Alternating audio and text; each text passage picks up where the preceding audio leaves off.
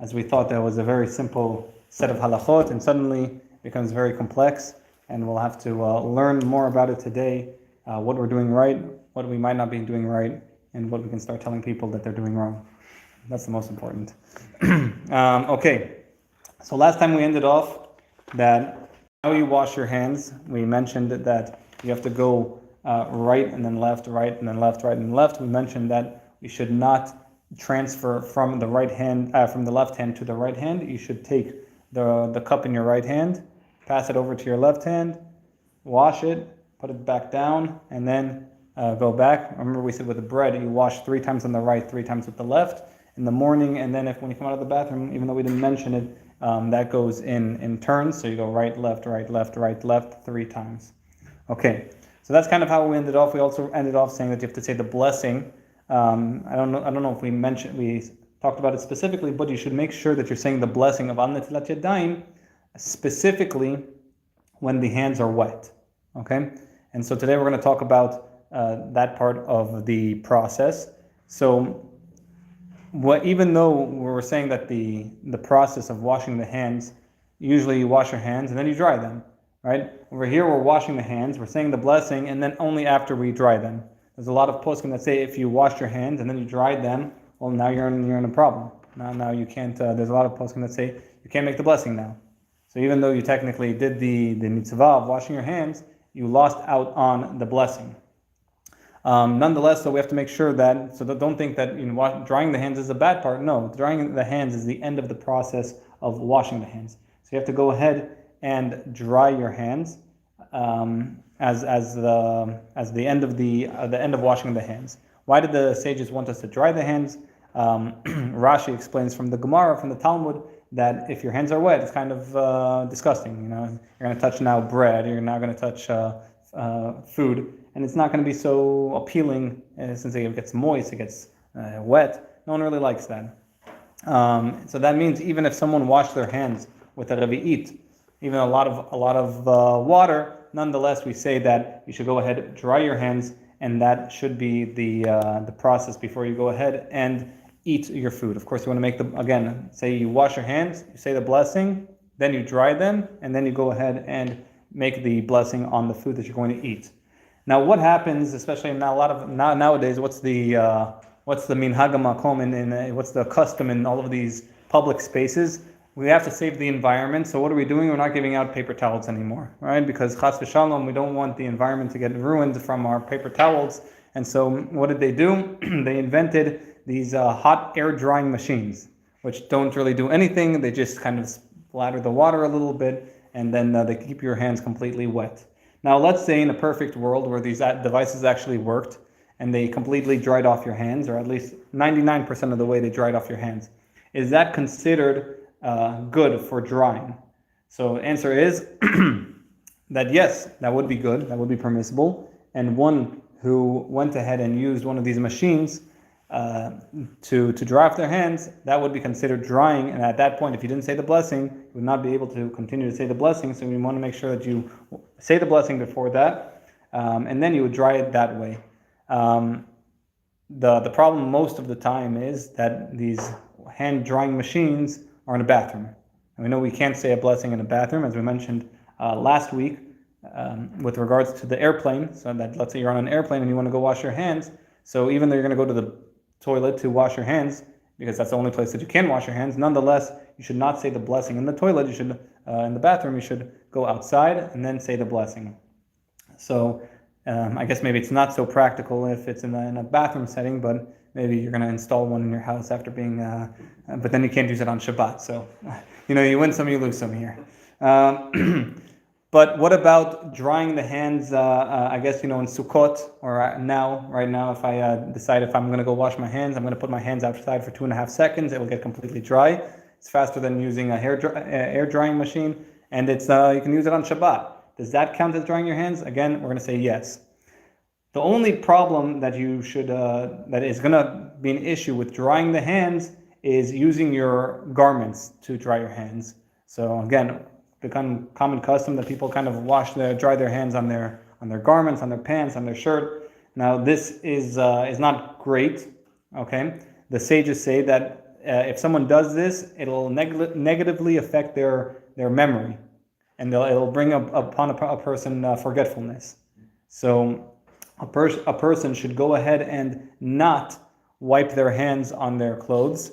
I guess our parents were right when we were kids to tell us not to wipe our hands, even though they thought it was because of laundry, but now we know that it's actually because it can cause forgetfulness. Yeah. Do you mean before you do the blessing, or just like? And in general, yeah. So this is in general. You should never dry your hands on your clothes, okay?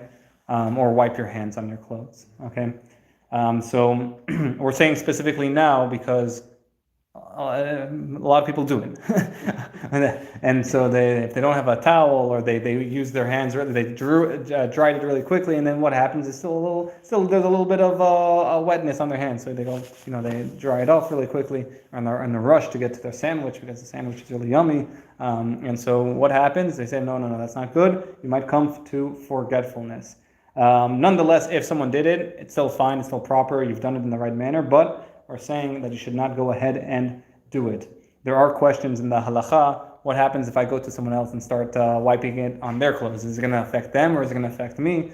So over there, there's a question. There's no real answer. So I advise not to go ahead and do it because it might affect you. Okay? Or both. Or both. So don't go ahead and dry your hands on someone else's garments. And more so, don't dry your hands on your garments. Now, up until now, we've mentioned that Netillat Yadayim is done primarily, and we know it primarily for bread, right? As everyone knows, on Shabbat and on holidays when we eat challah, that the first thing we do after we do kiddush is we go ahead and wash our hands.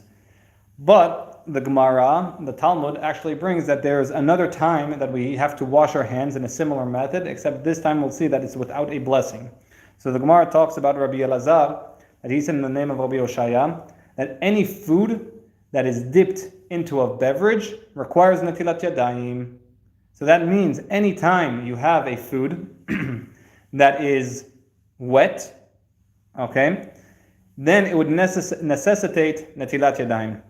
Now, there's two famous Pirushim on the Gemara. You have Rashi, right? Rashi is one of the main commentators on the Gemara, as well as the rest of the Tanakh, and he says that when they were explaining this, it means that someone needs to wash their hands just like they do with bread, with a blessing, okay?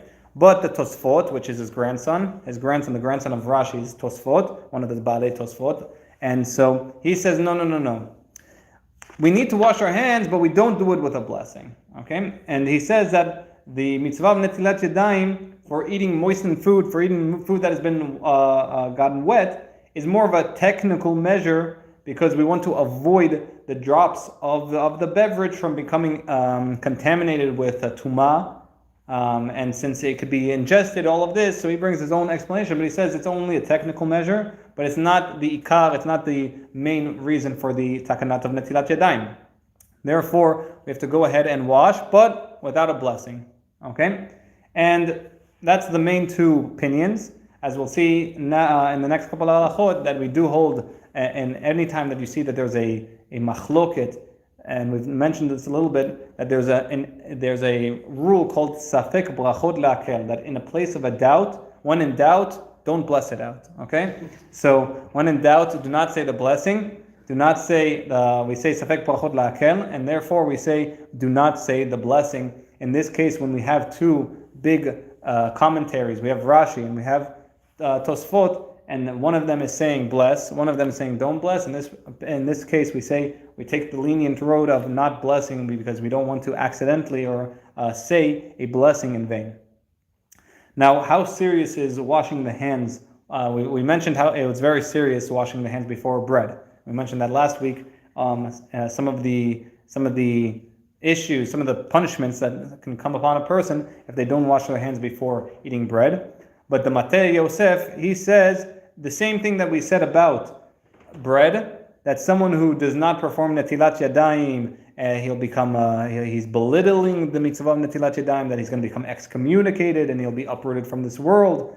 So in that sense, it's the same kind of stricture when it comes to Netillat Yadayim for these moistened foods, for these foods that become wet. And so there should be no difference. Now, Rav Ovadia Yosef said, okay, calm down, right? It's not as strict as the Tosfot also understood it, that when we're saying that with regards to this ruling of Netilat Yadayim with regards to the moistened food that become wet, it's not on the same stricture as the bread, and that's why we don't say a blessing. So he says there is room to say that you won't get excommunicated if you're not so strict with it, but nonetheless we do have to be careful with that. We do have to make sure that we are washing our hands, as we'll see now, with regards to foods that have become wet. There was a question here about what about washing hands when exiting a cemetery. So there's a custom that we wash our hands just like we do when we come out of the bathroom, when we exit a cemetery, for the same kind of reason as what we do when we leave the bathroom. Just as we leave the bathroom, even if someone goes to the bathroom, and we'll talk more about those halakhot, even if someone goes to the bathroom and doesn't necessarily use the bathroom, he would still have to wash his hands. Of course, he wouldn't say a blessing, and there's no asher yatzar, there's no blessing after using the bathroom because he didn't actually use the bathroom. And the main reason for that is because of the harmful forces that are in the bathroom and the harmful forces that are in the cemetery. And for those reasons, we wash our hands when we leave either the bathroom or the cemetery, even if we haven't used the bathroom. Okay, and then how much more so if you actually use the bathroom would you have to go ahead and and wash your hands? Next question was over here, was what kind of wet foods? Okay, so we're going to talk about that now. What the vegetables and all of that. Okay, very good. So you guys are on the right track, and that's going to give me the segue into what types of foods are we needing to wash our hands for. So the halakha is any food that has become moistened, has become wet through a beverage, needs a Netilat Yadayim. Now there's going to be some caveats to this, but for the grant's sake, anything that is being dipped, anything that has been washed, anything that has been had water on it, or is still wet in that sense, right? Anything that is still wet would need to have Netilat Yadayim done beforehand. Of course, we're not talking about in a bread settings because you already did the Netilat Yadayim on bread. If you're having on Shabbat, for example, let's say you're eating a meal and you happen to dip some vegetables into salt water, then over there you're fine, you're good to go. But if it's not in a meal setting, in the sense that you've washed your hands for bread, then you would need to perform Netilat Yadayim. Of course, we do it again without saying the blessing because of Safek Brachot La'akel, as we mentioned, the machlok between Rashi and Tosfot. So it's the same procedure as we do for bread. And so all of the strictures, as we'll see later on today, B'ezrat Hashem, that with regards to things that interpose between the skin and the water, the amount, the type of water, the vessel that needs to be used, all of those are going to be the same. And so in that situation, you want to make sure that you wash your hands, again, without a blessing. So we need to make sure that even if someone's, for example, and then we'll bring more examples in a second, but even if someone's, for example, going to eat grapes, and they wash the grapes, right? Since the grapes are already wet, and you have to go ahead and you have to wash your hands before you eat those grapes, again, without a blessing. If someone is going to a cemetery, they should make sure to wash their hands. They don't have to do it immediately after, but it's best to do it immediately after. You just have to make sure that you wash your hands after. Usually, all the Jewish cemeteries, most of them at least, have a washing station outside. Okay, going back to the food, all right? So if the food became dry, so let's say you washed those grapes and they were left out and you let them get dry, so in that situation, you're good to go, and as long as they're dry now, you don't have to wash your hands. Or just saying at the moment that you're eating them, they are moist, they are wet. So let's say you wash an apple. Yeah. So you'd have to wash your hands right after Correct. washing the apple. Okay. Correct. All right. Because when you're washing the apple, you might be washing it with soap and water, but again, you have to do it. So even though you're washing an apple, right, and now it's wet, so you have to go ahead and you'd have to do like you would do for bread, 3 times on the right and 3 times on the left. That's Okay. before you eat it. So That's if you before you left it eating out it. dry, you wouldn't have to do If you left it out to Yeah. dry, then you're good to go. Yes. Okay. If you put it outside in the sun, all right, then you're good to go. Now, what happens if the food?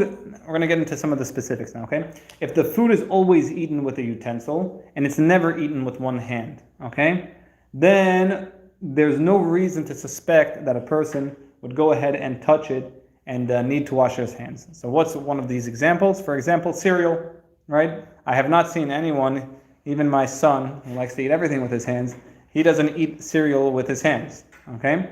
And so in that situation where you know 100% that, and it's not only just you, the whole world doesn't eat cereal with their hands. So in that scenario, even though it's a food that's being moistened with some beverage, nonetheless, we say that everyone eats it with a spoon. And therefore, you would not have to go ahead and wash your hands for that. Similarly, soup, right? Soup, again, no one's really eating soup with their hands.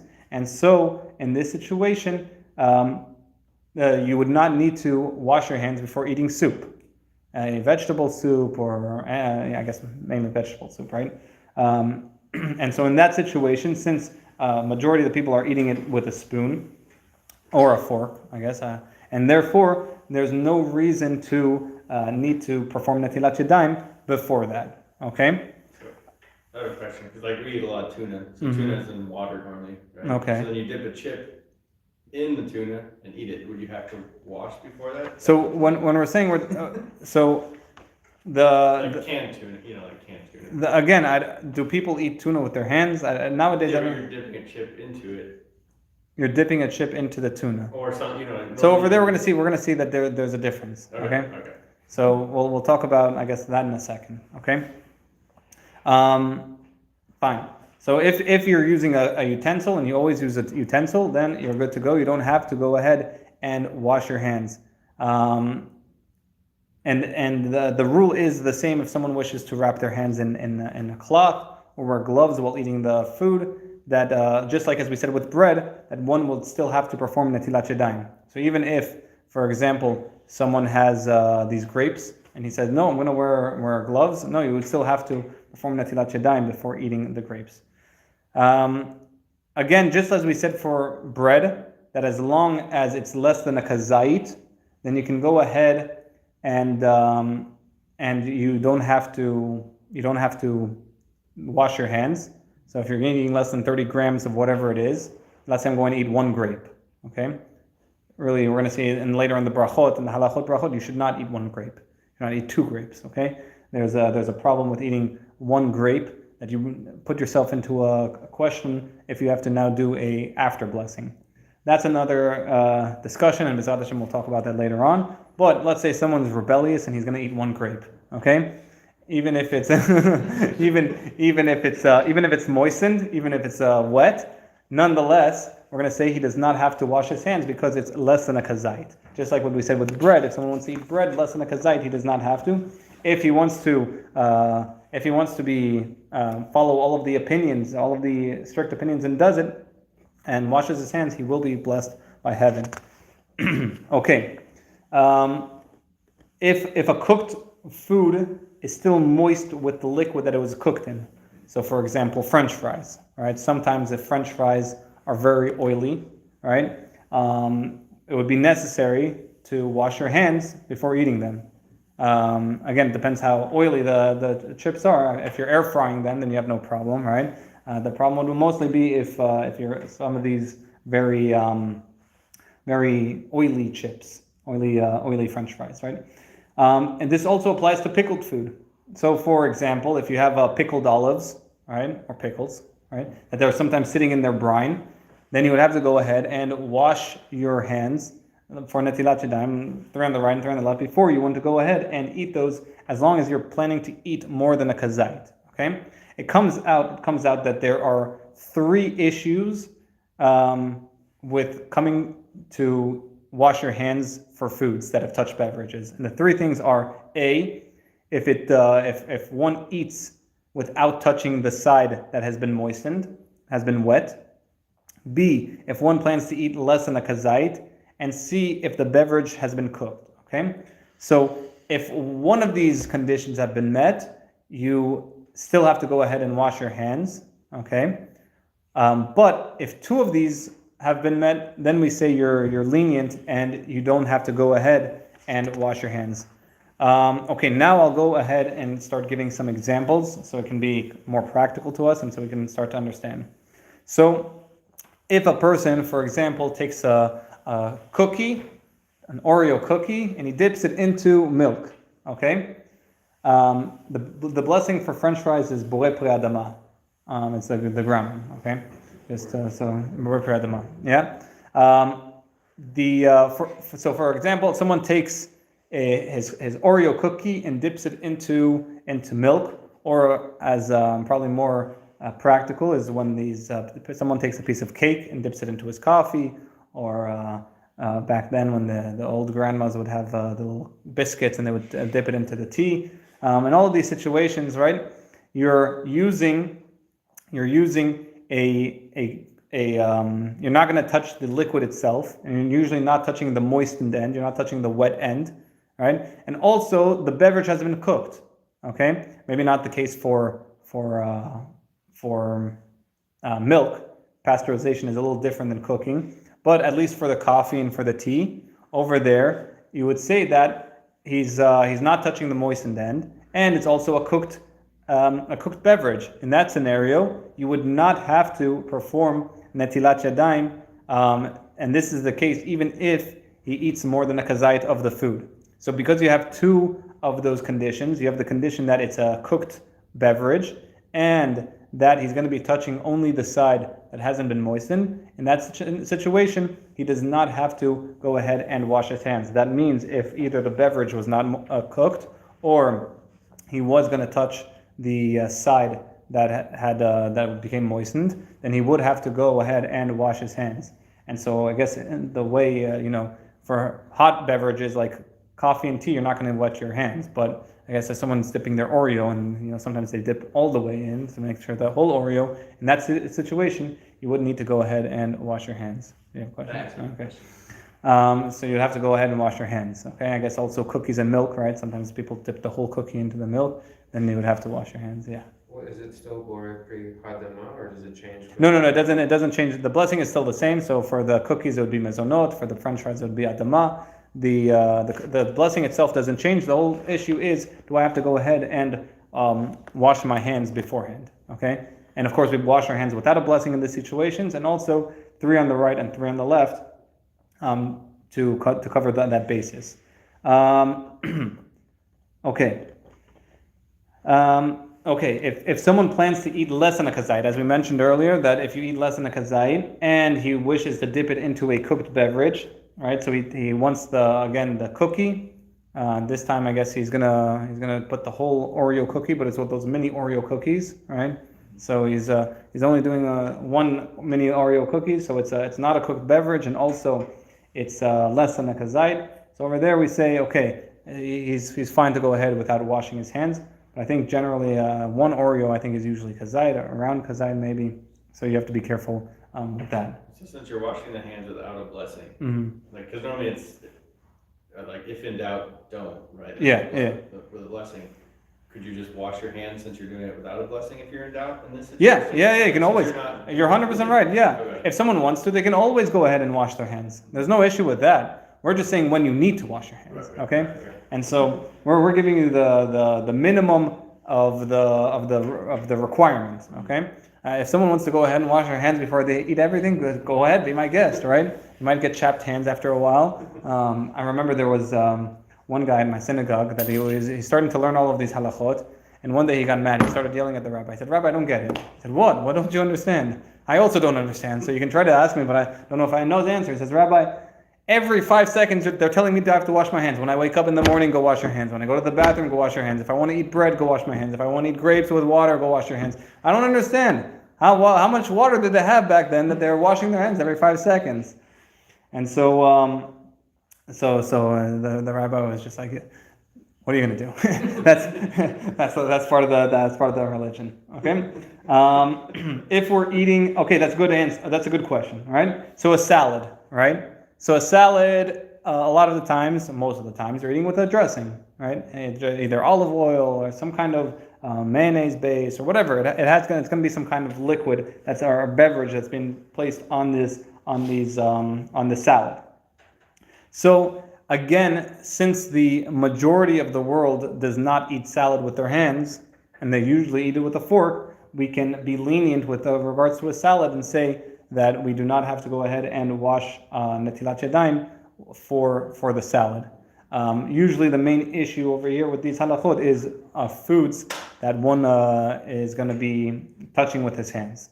So if he goes ahead, and again, we're talking about most of the world, not just him, not just this one situation, because even if maybe he doesn't, or maybe in this situation he doesn't, but it could be in other situations, or maybe he'll change his mind during that eating that he wants to touch with his hands. Therefore, we say, if it's the custom of the world not to eat that beverage or that food with your hands, we use a utensil, a fork or a spoon, then you don't have to go ahead and wash your hands. So with a salad, with cereal, soups, these things that you're never going to use your hands to eat them, then you don't have to go ahead and wash your hands. So with pickled food, for example, pickles, right?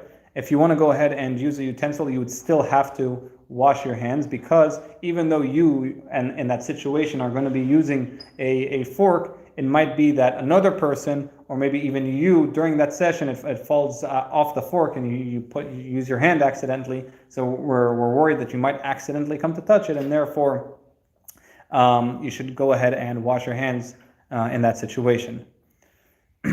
Okay. If you guys have any more examples, please ask away, because I'm not going to remember. I know all of these different examples. What about like watermelon or something that's already moist?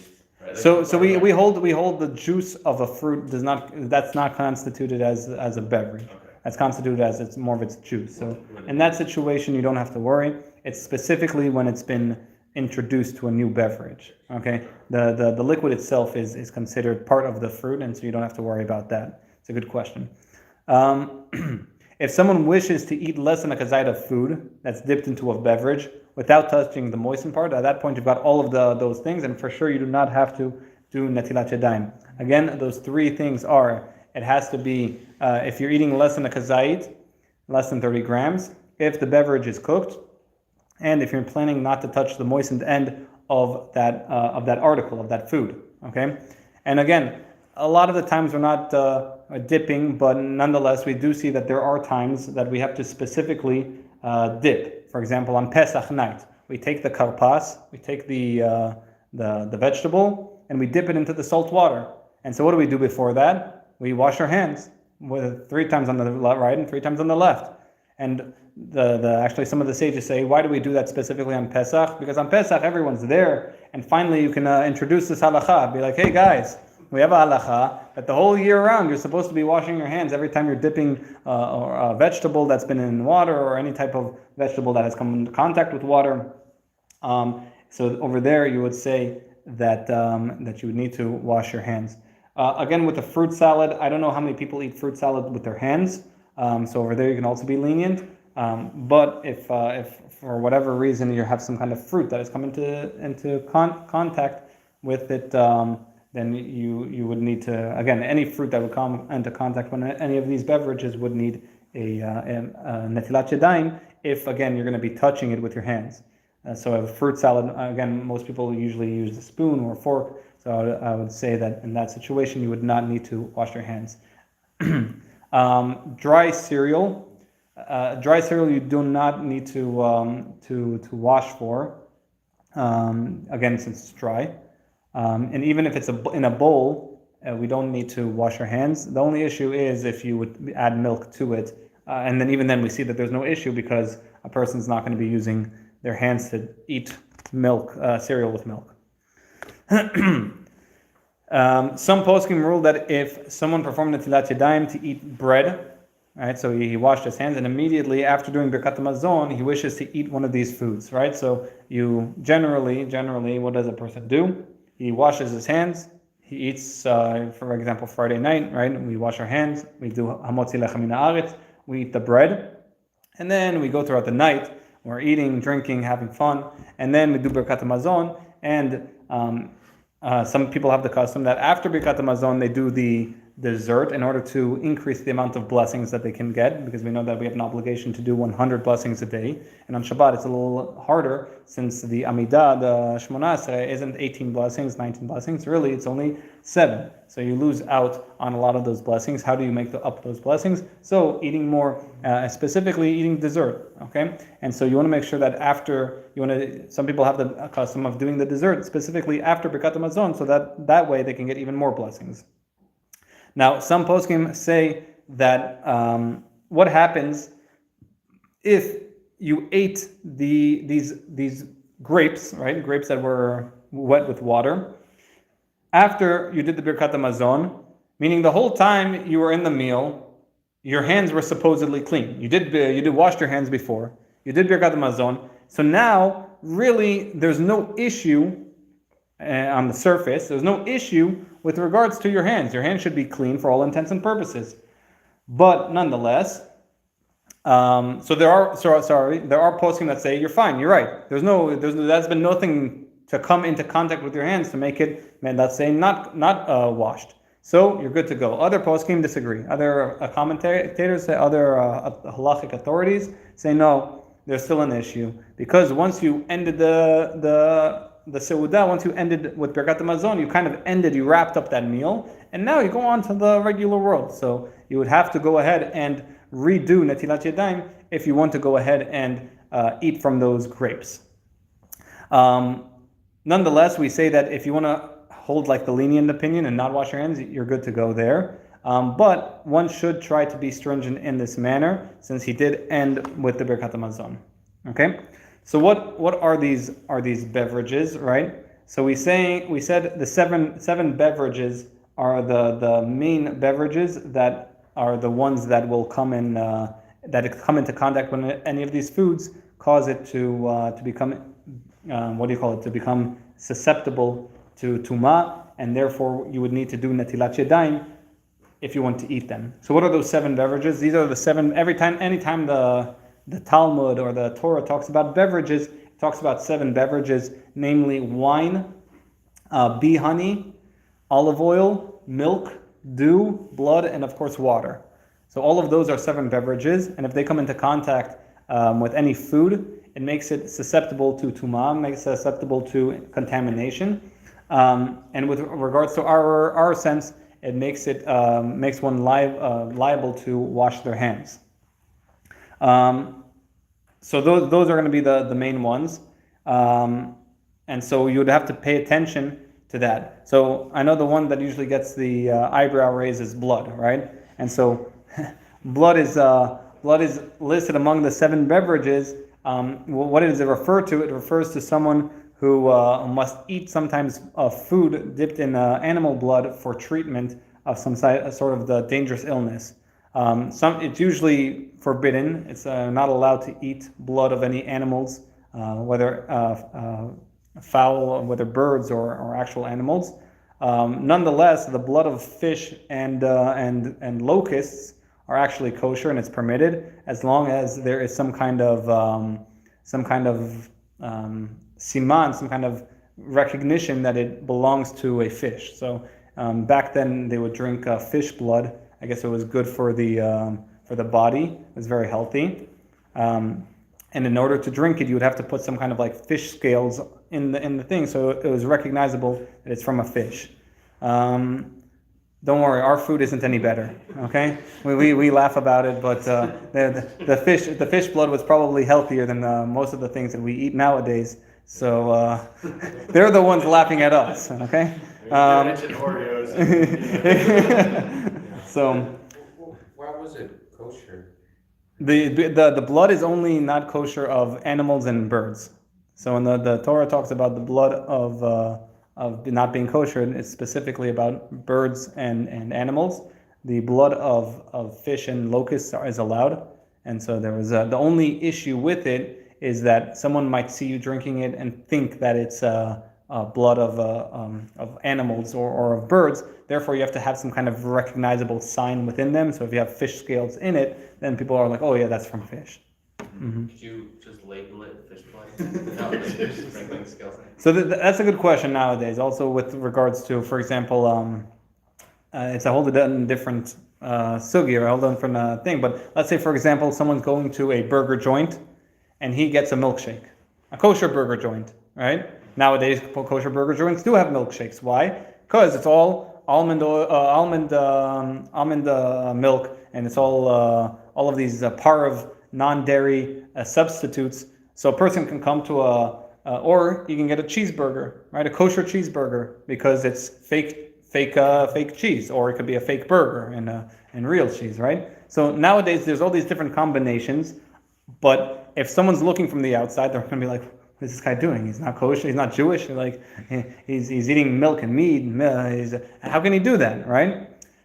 But nowadays, everyone kind of has that kind of recognition, understanding that if he's in like this kosher joint, or even if he's a Jewish person, we give them the benefit of the doubt, and we say that most likely that it's probably parv, it's probably fish, right? But again, so if you have on that labeled, right? So some people say that instead of having it in like a regular cup, it should have like a almond milkshake label or something like that. So that way a person would know, or on the menu, right? Say dairy free or something like that. So you would have to make some kind of recognition. Nonetheless, nowadays, even some of the halachic authorities say even if there isn't any, you can still rely on eating it in a dairy or meat place, because everyone's going to recognize and realize that today it's completely different. Okay. What about dipping food into yogurt? Okay, yogurt or leben. Okay, so the same would apply in those situations. So if someone was to dip, the crackers. Oh yeah, we didn't talk about the crackers. So what was the question about the crackers? The question was with regards to the crackers in tuna, or the crackers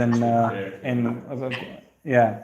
So very similar, right? So if we're talking about tuna, and the tuna, not necessarily the tuna, it would be the water that's the tuna mixed into, right? So then the question is, is he going to eat less? Are you eating less than a kazait? Right? Are you eating less than 30 grams? Probably not. Usually eat a lot more. 2, is the water cooked? Probably not. Right? Usually it's not, unless you cook the tuna. I don't know. At that point, there's not going to be any water. At that point, you already have those 2 gone. So the only thing that it has is you're probably not going to be touching the wet part, which I don't know. Maybe when you're going in and you're digging deep into, I don't know how deep you're digging into the tuna, but it could be that you're going to touch the sign. So in those situations, you would probably want to go ahead and wash your hands to make sure that you're covering your corners. So that's what that. If you're going to have like something like salsa or guac, in those situations, those are not considered beverages. So you would not have to go ahead and wash your hands. But if you're going to do it into yogurt or leben, right? Yogurt and leben, you would have to wash your hands. Yes. So when you wash your hands, when you're, would that require benching afterward? No. So the benching afterwards is only for bread. Okay, and so. It gets complicated because you're saying like this is the procedure that I do for eating bread. Why am I doing it now? Do I have to do a hamotzi also on it? No, right? So the hamotzi is only on the bread, and then the birkat hamazon, the benching, is only going to be after eating the bread. Okay. All of these situations, the blessing is the same. The after blessing is the same as it would normally be. So if it's a cookie, it would be mezonot, and the after blessing would be the 3-faceted blessing, the main shalosh. If it's the 7 species of fruit, grapes, right, then ha'etz, and then also the me'en shalosh. The only difference is going to be the washing of the hands, and we just wash our hands without a blessing. Okay. What about if someone dips, again, crackers or cookies into butter or cream cheese? Okay. Do those necessitate washing of the hands? In this case, don't worry. Those do not need to wash the hands. So you do have I don't know, people who really eat cookies with cream cheese, but I guess more so crackers with cream cheese, right? Or crackers with butter. In those situations, we do not classify those things. Even though they're milk-based products, they are not considered in a liquid state. There is though. But what if the butter's melted? Then it might be a problem. You're right. Right. So if the butter is melted, then you don't go ahead and dip. If you do, you need to go wash your hands. Yeah. Um, what about yogurt with granola? All right. So some people usually have yogurt with granola. So again, that's kind of similar to cereal. No one's really eating the granola with their hands at that point. They're using a spoon. So if someone's eating matzah with cream cheese and all of this, if you're a Sephardi, in Sephardi we say mezonot, you would not need to go wash your hands because mezonot for Sephardis all year long is like a cracker. For the Ashkenazim, they would have to go ahead and wash their hands because for that, it's like for all intents and purposes for the Ashkenazim, it's like bread, and they would have to go wash their hands with a blessing in that situation. Food dipped in salt, or salt. I guess that's not considered. Salt isn't considered a liquid, so you don't have to worry about that. It is not necessary to perform Netillat Yadayim, even on one hand, in order to drink a beverage. So up until now, we've been talking about food dipped in beverages, but the beverage itself, if someone wants to drink, he does not need to go ahead and wash their hands. Usually, a person does not touch the liquid. Okay. The Mishnah Berurah, he cited the Aruch HaShulchan, Rav Zalman, saying that if one wants to lick honey from his hand, sometimes you pour like tea and you pour some honey into your tea, and you get some honey on your fingers. What happens then, right? Do you say that that's considered, because we said bee's honey is considered a beverage? Does he need to wash his hands? So he said in order to wash to lick this honey off his hands, he would need to wash his hands. But the Pri Megadim ruled that it's not necessary. The halakha Berurah, which is Rav David Yosef, the chief rabbi of Israel right now, the chief Sephardic rabbi of Israel, he recommended that you should perform Netillat Yadayim whenever planning to eat foods with one finger. So even if you're going to go ahead and lick the honey off of your fingers, then you should probably go ahead and wash your hands beforehand. Maybe wash your hands before putting the honey into the tea. And if you're not going to, then probably wash it off. Don't try to lick it, just so you're covering your bases. So just to clarify what I said earlier about the meat and the milk, right? So if it's kosher, meaning that to say that it's a meat dish with a non-dairy milkshake, there is no problem nowadays to go ahead and eat that. Or in the opposite case, where it is like a fake meat, right? And then you have cheese, real cheese on it. In those situations nowadays, since everything is fake, right? So even the real meat that we eat is really fake. So therefore, there's no issue with that. There is a minhag that we give the little children at the third birthday when we give them, the boys, the haircut, that they lick honey off paper, usually in the form of letters. In that situation, we do not necessitate the washing of the hands because paper isn't a beverage. Maybe you wouldn't make them need to wash their hands anyway because you don't know what the children touched. But in any way, they're not liable, and for any of these halakhot, they're still young. But if it was an adult doing it, I don't think, unless he's going to again touch the honey with his hands, he would not need to. If you're going to say that he's going to touch it with his hands, then there would be a problem. He would need to wash his hands. Netillat Yadayim. What about barbecued meat juices?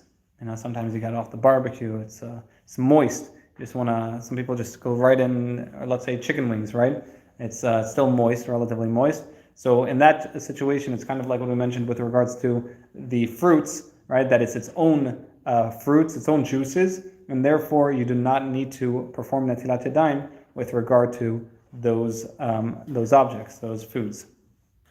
If someone, for whatever purpose, wanted to eat meat or chicken with his hands, that were wet. He wetted the chicken, or he wetted the meat, or he wetted the tuna, right? And then he's going to eat it with his hands. Then he would need to perform Netillat Yadayim. If someone was eating his tuna, right, he washed his hands beforehand, and he was getting really into it, and then he said, "Wait a second, it's Suda Shlishit, it's the third meal. I should at least try to go ahead and eat it with some bread." Okay, so if he wants to go ahead and he decided to eat bread afterwards, he already performed Netilat Yadayim at the beginning. Now he's going to go ahead and perform Netilat Yadayim again. He should do it in order to eat the bread, but without reciting a blessing. Because in this situation, his hands were not defiled. But if he wants to go ahead and defile his hands purposefully, as we'll talk about later on, he can either touch his shoes, he can scratch his hair, he can touch a covered part of his body. This would necessitate a blessing again. I think we talked about that also last week. Okay, so those are the halakhot with regards to washing the hands in a non-conventional state. Yes. One more question. Mm-hmm. Chips and crackers and stuff count as like with your hands, right? If Correct. you're using a tea, okay. Correct. Yeah, because you're going to be eating the chips, right? So the chips are considered a food, and if you're dipping it into a beverage, then you would need to go ahead and wash your hands. Okay. So that I'll pause right now for a second for any questions. If you're just pouring honey into tea, you would not need to wash your hands. The only problem would be is if some of that honey gets onto your hands and then you try to lick it off. That would be the issue over there. Any other questions before we move on? Yes, one quick question. Mm-hmm. Regarding mixed nuts, typically you would put them in your hand. You don't use a spoon or anything that you're required to wash your hands or besides the prayer. So if you're eating nuts, dry nuts, that's fine. You do not need to perform Netilat Yadayim. Okay, so with regards to Netilat Yadayim, we make a Netilat Yadayim with a blessing in the morning, and then any time you want to go ahead and eat bread, you would have to go ahead and make Netilat Yadayim with a blessing. In all of these cases that we talked about up until now, with any food that has become moistened, has become wet with a beverage, in those situations you do not make a blessing on the Netilat Yadayim. So the only times you would make a blessing on the Netilat Yadayim is first thing in the morning, and also anytime you're about to have a bread meal.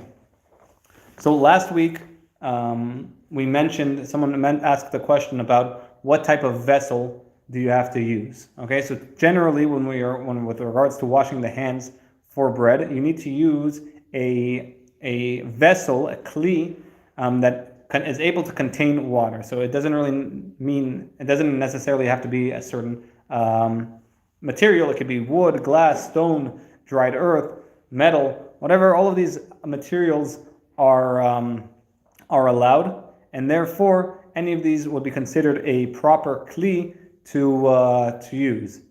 If someone took a large sponge and soaked it, thinking of all these great things to do, right? And soaked it and then squeezed it out over his hands, this would not be considered a proper Netilat Yadayim, because a sponge is not considered a kli, it's not considered a vessel, it's not considered as it's holding liquids. Plastic or cardboards, all of these are fine for Netilat Yadayim. Even if it's discardable, right? If you have a plastic cup, that's good to go. There's not an issue. So I guess the best thing to do is either carry around with you a water bottle or carry around with you a cup.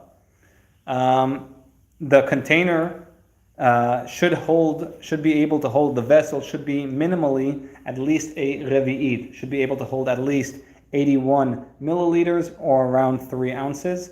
That's usually the minimum that's we consider it a kli. So if you're going to bring a travel size, make sure it's at least 3 ounces. We talked about last time about also someone asked the question about what about any leaks? What about if it's cracked? Okay, so there's 2 types of cracks that the Gemara talks about. There's a crack that's called motzi mashke, meaning that it leaks outwards, and there's also kones mashke, which means that water comes inward.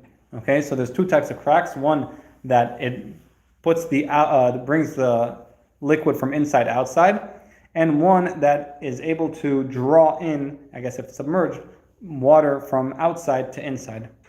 So technically, it's possible for a container to have a leak that is motzi mashke. It can release the liquid even though it's not kones mashke. So usually on that side we're a little bit more lenient. The halakha is that the container that needs to hold the liquid but it has to hold the liquid, but it has even if it has a leak that is kones mashke, meaning the water comes in, at that point it's no longer considered a kli, right? So if it's able to if you submerge it in water and you start seeing water come in, that crack is considered too large, and that is no longer considered a vessel for Netillat Yadayim.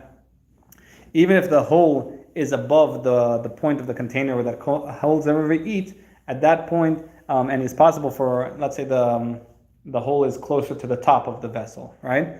And you're saying that nothing will leak out at all. So the container is still disqualified if it brings in water. So we'll see that if it's the opposite case, though, if it's motzi mashke, right, it is still considered a whole kli as long. So in the opposite case, where if you put water in and it starts to drip out, so we're going to say that that is still considered, and it doesn't bring in water. So if you submerge it, water does not come in, right? It only leaks out water. We're going to say that that is still considered a kli as long as what? As long as wherever it is leaking from is above a point in the vessel where it can hold a revi'it, where it can hold that 81 milliliters, 3 ounces. At that point, you're allowed to use that vessel for Netillat Yadayim. So the whole point is that we have to make sure that the cracks in the container, in the vessel, are able to there are crack that's motzi mashke. It lets out water, but it does not bring in water, and it has to be above a point where there would be able to hold 81 milliliters. So we just need to make sure that we're doing that. If there is no other container, and he only has one of these cracked containers that is that's motzi mashke, there are some sages that say that one should not recite a blessing with it. Instead, one should think the name of Hashem. Although other poskim rule that there is no difference between them, and so therefore we should be strict. Nonetheless, we hold that you can go ahead and use you can use this vessel. Just because we do have this opinion of safek brachot lakel, we should be worried for this opinion, and you should not go ahead and recite the blessing with such a vessel. So again, if it is kones mashke, meaning if you submerge it and water comes in, at that point, no good. Okay? If you're able to, it doesn't bring in water, but water comes out, at that point, you're in a gray zone. Better to go get a different vessel. If there's no other vessel, go ahead and use it, but you should not recite Hashem's name out loud. You should think it in your head. So when you're saying the blessing, think Hashem's name rather than say it. This is all with regards to kind of ceramic, metal kind of vessels, but with glass, the halakha is more stringent with glass containers. And once any crack appears on the container, it's not allowed to be used for Netillat Yadayim at all. It's mainly because it's also a safety factor, right? It's no longer safe to pour hot water into it. So even if the crack does not leak at all, we're still worried, and because of the safety factor, and therefore it's disqualified for the mitzvah. So the idea is, and on all of these cases, is you want to make sure that the best container possible is the one used, one that doesn't have any cracks. If the container itself is fine, but let's say the handle is broken, then there's no issue. It's still kosher. Sometimes you'll see these containers that they have a handle, and then sometimes they have one handle. It doesn't matter as long as the container itself is fine. If it has any sharp edges, this is a container, right, that has sharp edges, jagged edges. Then just like we said with the with the glass, it becomes dangerous. So the Pri Megadim said that such a vessel is not fit for the mitzvah at all. So if it has any problems that it can cause danger, harm to someone, we say that it does not. It's been disqualified from the mitzvah. The container itself, the vessel itself, has to have a base so that it can sit on by itself. So if someone was to use like a soup ladle that can't sit by itself, it falls down as you try to put it on the table, that would not be able to use. Also, if you have in Israel they have these bags, kind of like that hold. So I think they start selling water bags. You can buy a water in a bag now and drink it like that. So there's a whole halachic debate on that, and so they say that the best case would not be used that. Since the bag cannot stand by itself, the JUN ruled that it's disqualified for the mitzvah and it should not be used for that purpose. So basically, any vessel that can stand by itself is good. That's kind of like the bottom line here. The last part, at least to this halakhot, is that the water itself needs to be poured by human force. So that means you can't use, for example, a faucet, because the first kind of water that's going to come out is human force, but the rest of the water is not human force. So even though we say that a faucet is also not a vessel, we said, for example, on a plane, right? So on a plane, what should you do? Or, for example, let's say you're in, sometimes they have these big water coolers, and they do Netillat Yadayim there.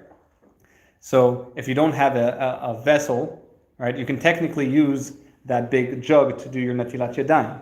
But what do? You would have to turn it on, turn it off, turn it on, turn it off, turn it on, turn it off, because that means that water that's coming out is from your own force, as opposed to if you just left it on and then you put your hands under. Well, that first water is from your own force, but the rest of it is not.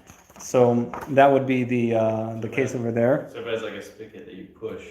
Yeah. So you would keep pushing it. Correct. Okay. Yeah. Okay.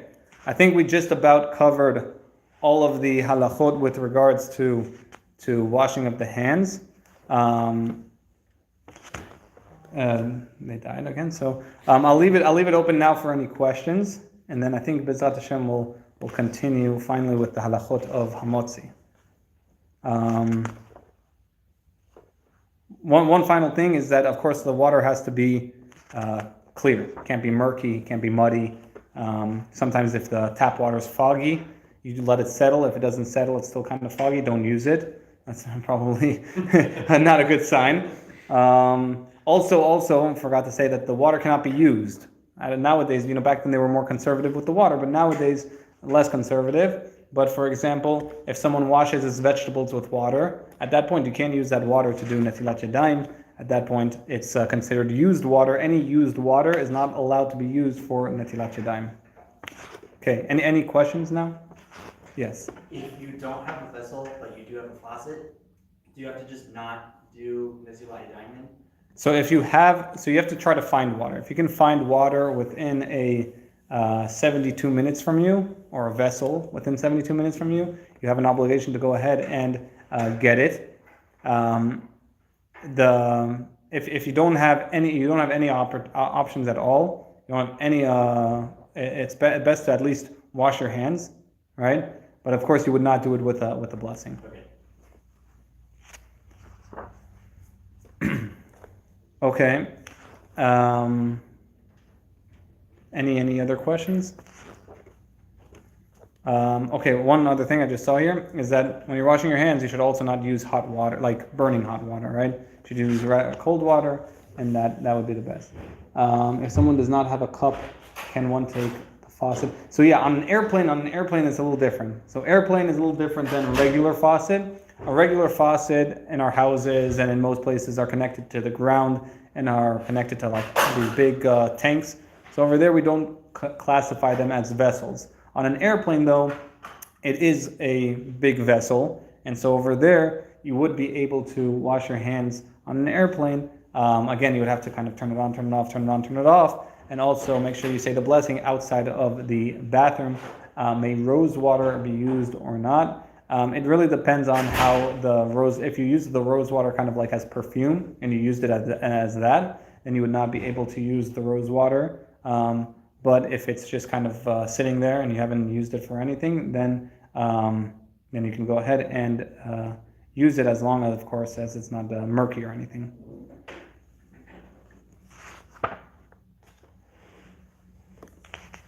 Any other questions?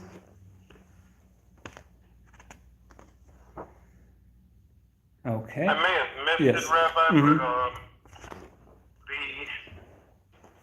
Netillat Yadayim, if you have to do it and there's no wash station outside of a bathroom, and you have to do Netillat Yadayim, or not Netillat Yadayim, but Oscar. To wash their hands, to do Netillat Yadayim, if there's no washing station outside of that bathroom in particular, and you don't have a cup, say it's at a shul. Mm-hmm. So the question is, are you asking when you come out of the bathroom for that or for a meal? Correct. From the bathroom, after coming out of the bathroom. So after coming out of the bathroom, you don't need a vessel.